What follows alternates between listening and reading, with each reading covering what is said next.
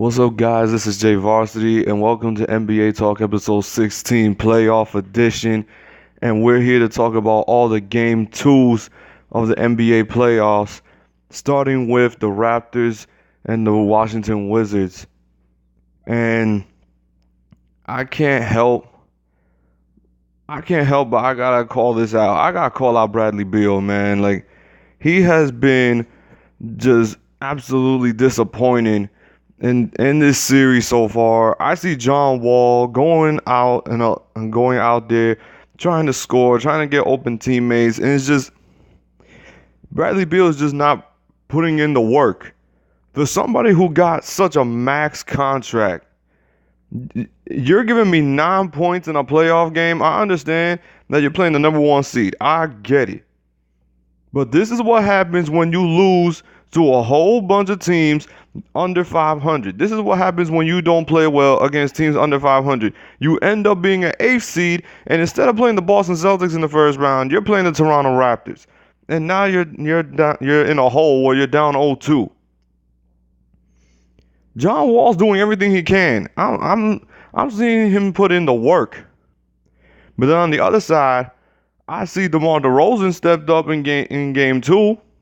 He put up 37 points. He put up his four assists. He was doing his thing, man.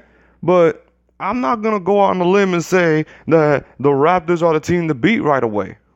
They did their job. They had to win both home games. And that's what you got to do as a number 1 seed. You got to win both home games. You can't afford to lose these games. Game 3 is going to be interesting in Washington, man, because now the test is going to be on the road if you're the number 1 seed. Now you got to see if you can hold that composure in a hostile environment, because you know Washington is going to be very hostile when it comes to the Toronto Raptors. They want to see this team get a win. So you know John Wall going to be desperate. He's going to come out with a full head of steam, and he's going to look for some retribution against the Toronto Raptors. And I expect that Bradley Beal steps up, because Game 2, he played like absolute garbage. Now on to the next game on the agenda of the Game 2s. Philly and my Heat. And when I say my Heat, I mean the Miami Heat, just in case you thought I didn't pronounce Miami right. Whew. You thought this was going to be another Philly three-point storm, wasn't it? Well, boy, was you wrong, because Miami stepped up on defense. This was a very odd and interesting game, but Miami stepped up on defense, and they made Ben Simmons into a scorer, which kind of backfired on Philly. This is what happened. This is the reason why Joel Embiid is begging to come back. But the thing that bothers me is he wasn't being bothered when they was blowing out Miami in Game 1.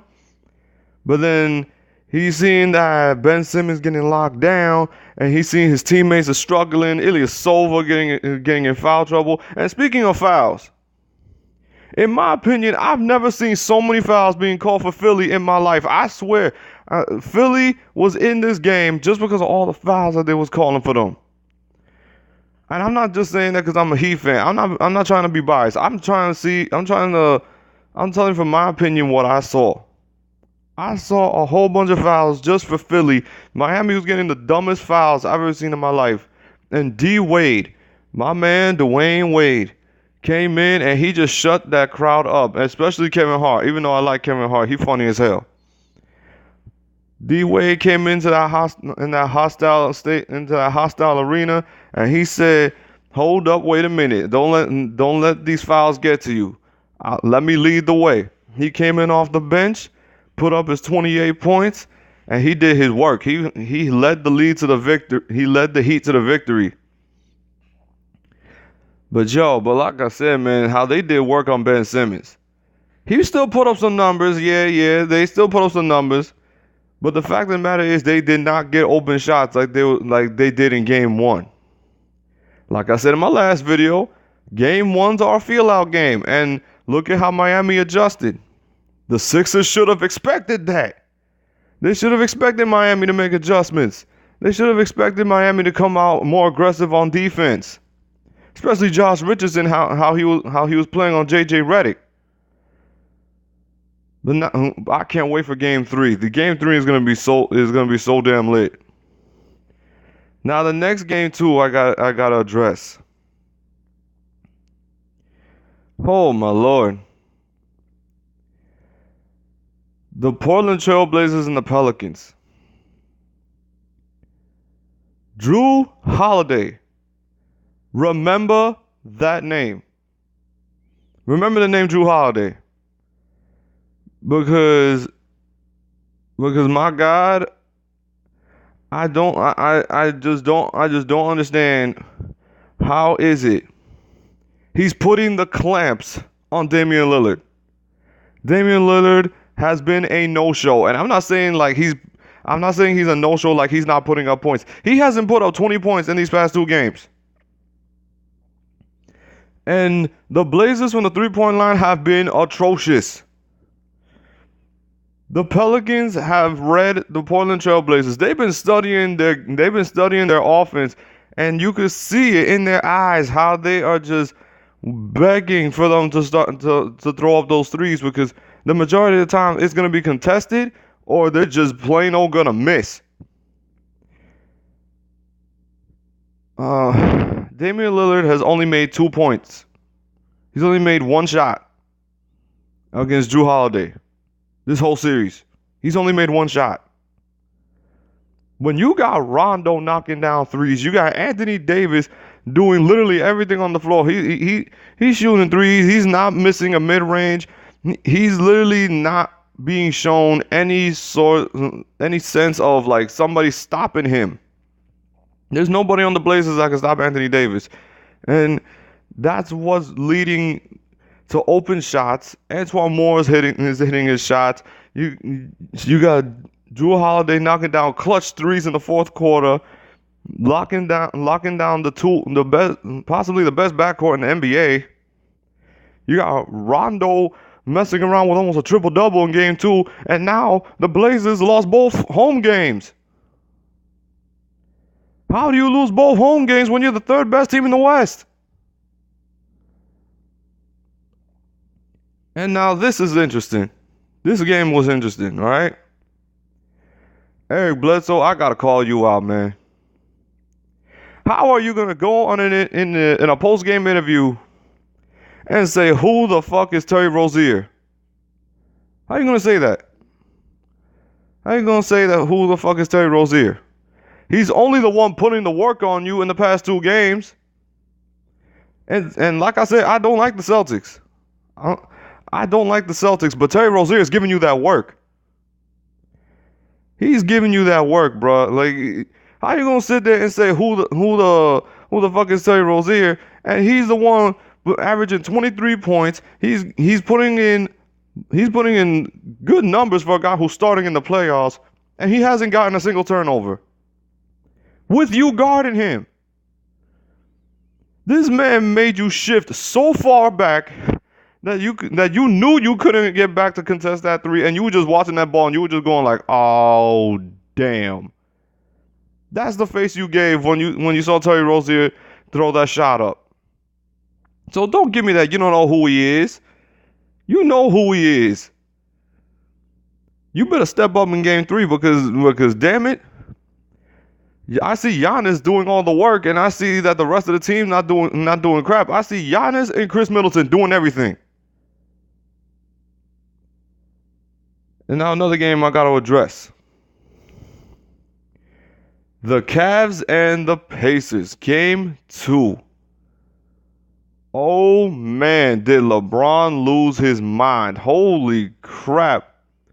When Tyronn Lue addressed that he wanted LeBron to come out more aggressive and set the tone, man, did he set the tone. This man scored 16 straight points right off the jump, just to shut you guys up about not scoring a point in Game 1 in the first quarter. Then the rest of the team started coming along. But it's not like they was killing Indiana. Indiana was still fighting back. Indiana was still fighting back, man. Although Lance Stevenson got a little bit of a taste of his own medicine when it came to his physical play and talking all that crap. Victor Oladipo got into some foul trouble, and I wouldn't say it hurt them, but it kind of hurt them trying to get back into the game. The Pacers did fight back, and it still became a close game, but it was just to the point where LeBron had taken over the game to the point where him knocking down free throws was what sealed the game. And Kyle Korver played with heart. Kyle Korver was getting steals, knocking down threes. JR stepped up against Victor Oladipo at half court. They did a great job. Kevin Love got a thumb injury, but I heard there's been confirmed that it's not going to affect him playing game 3. But yeah, that's the case of that. But I got to talk about the Utah Jazz and the Oklahoma City Thunder, especially the fourth quarter. How do you not get your 3 best players? How can your 3 best players only score 2 points in the fourth quarter? We're talking about Russell Westbrook, Paul George, and Carmelo Anthony.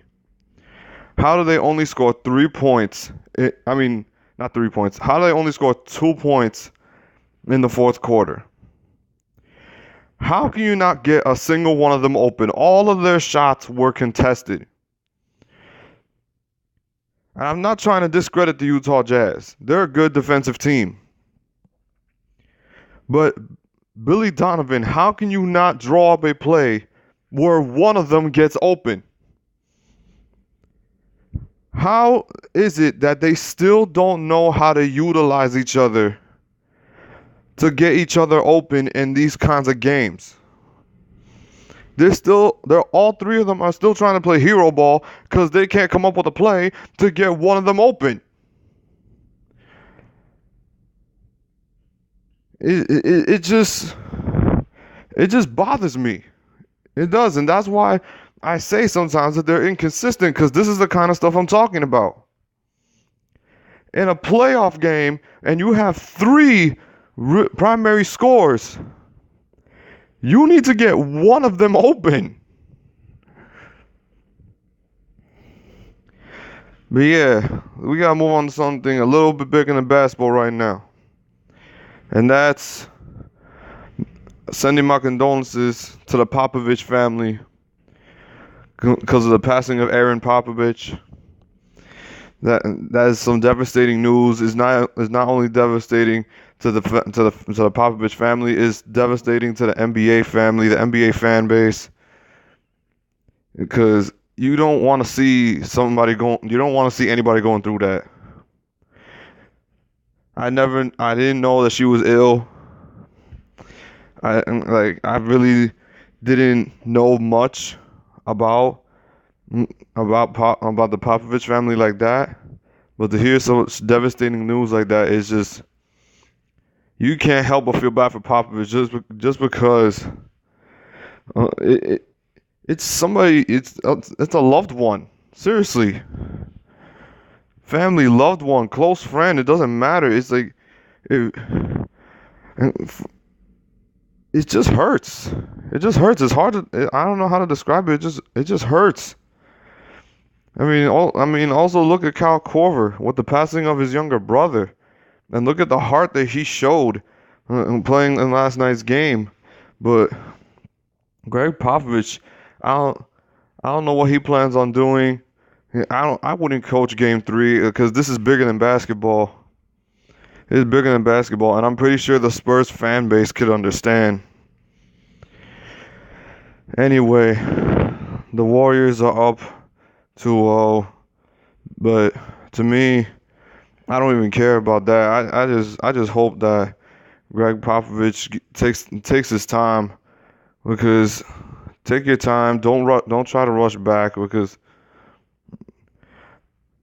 I'm not saying that I'm not even talking about the playoff series anymore. I'm talking about like you mentally, just take as much time as you need. Losing a loved one is not easy. It's not.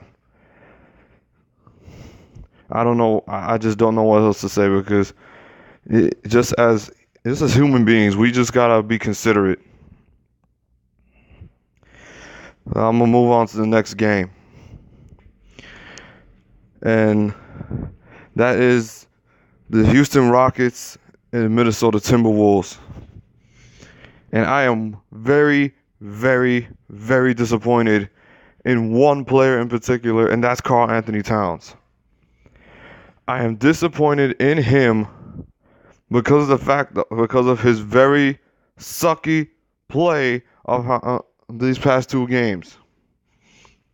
He scores 8 points in game 1. 8 points. And then in game 2, you only score 5? In a game where Chris Paul and Gerald Green basically took over the game for the Rockets, James Harden took 2 shots. And the Rockets still killed you guys by 20. Oh God, it didn't even look like a playoff game. That looked more like a preseason game. That looked like a preseason game. KarlAnthony Towns, you have been disappointing. You better step up in game 3.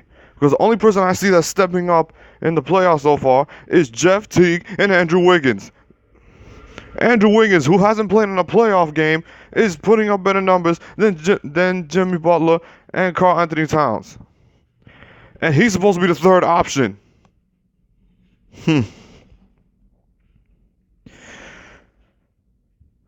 But yeah, I expect every team that's in an 0-2 hole to step up in game 3.